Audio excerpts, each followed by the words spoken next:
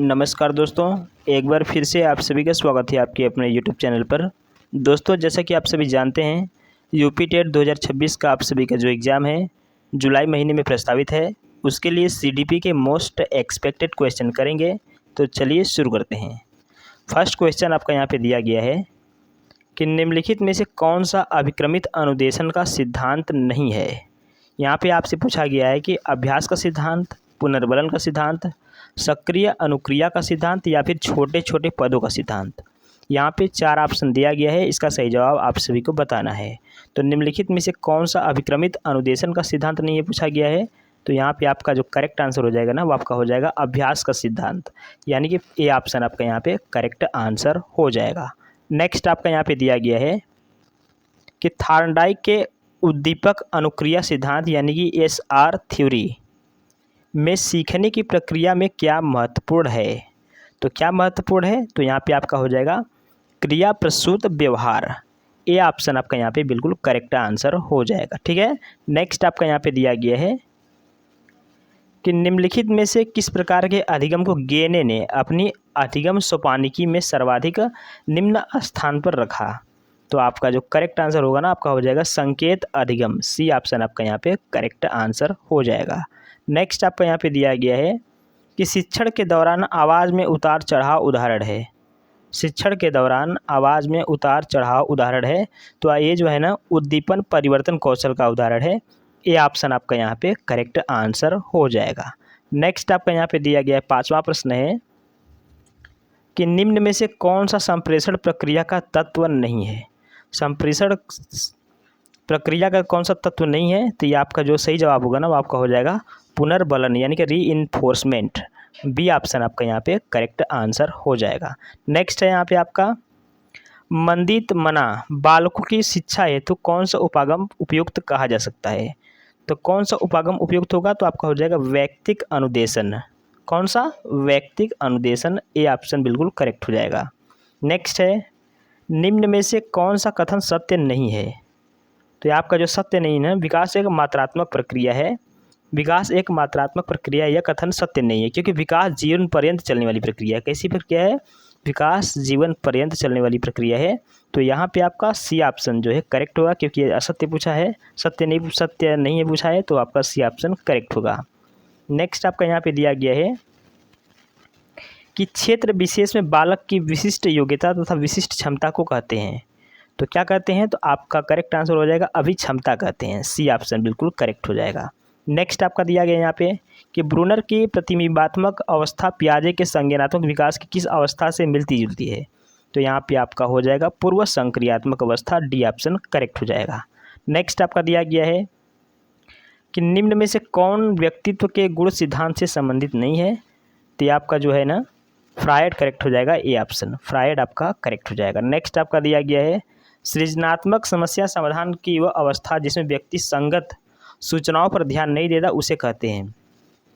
तो उसे जो है ना उद्भवन कहते हैं। बी ऑप्शन आपका करेक्ट हो जाएगा। नेक्स्ट आपका दिया गया है कि बोली जाने वाली भाषा की सबसे छोटी इकाई है। तो बोली जाने वाली भाषा की सबसे छोटी इकाई जो है ना ध्वनिग्राम है। ध्वनिग्राम आपका जो है करेक्ट हो जाएगा। C option. ठीक है। नेक्स्ट आपका दिया गया यहाँ पे कि निम्न में से किस प्रश्न द्वारा सृजनात्मक चिंतन को सर्वाधिक अच्छे ढंग से अनुमानित किया जा सकता है, यानी कि क्रिटिकल थिंकिंग। तो यहाँ पे जो करेक्ट होगा ना, इसे कितने भिन्न तरीकों से हल किया जा सकता है, इसमें जो है क्रिटिकल थिंकिंग की जरूरत पड़ेगी। तो बी ऑप्शन करेक्ट हो जाएगा। नेक्स्ट आपका दिया गया है कि सूक्ष्म शिक्षण है। तो सूक्ष्म शिक्षण कैसा शिक्षण है, तो आपका जो करेक्ट होगा ना प्रभावशाली शिक्षण है। ठीक है, इफेक्टिव टीचिंग है। बी ऑप्शन करेक्ट हो जाएगा। नेक्स्ट आपका दिया गया यहाँ पे कि सुमेलित करना है। ठीक है, सुमेलित करना है 15 नंबर का। तो जो हल है ना ये हाँ यहाँ पे 15 नंबर का आपको बताना है। तो यहाँ पे हल जो है ना प्रणोद अवलोकन सिद्धांत हो जाएगा यहाँ पे। ठीक है, उसके बाद जो आपका हो जाएगा मैकडूगल। तो मैकडूगल जो है ना मूल प्रवृत्ति सिद्धांत से संबंधित है। ठीक है, आप सभी जानते ही हैं। उसके बाद फ्रायड हो जाएगा। तो फ्रायड जो है फ्रायड का आपका यहाँ पे करेक्ट हो जाएगा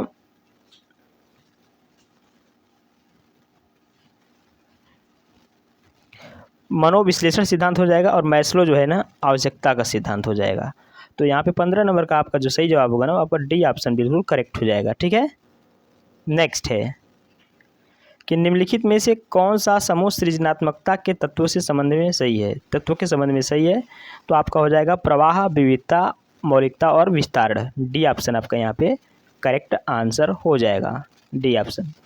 ठीक है, आगे बढ़ते हैं। नेक्स्ट है कि एक 4-5 वर्ष के बालक में अपने माता पिता की अपेक्षा माता के प्रति अत्यधिक प्रेम की भावना विकसित हो जाती है।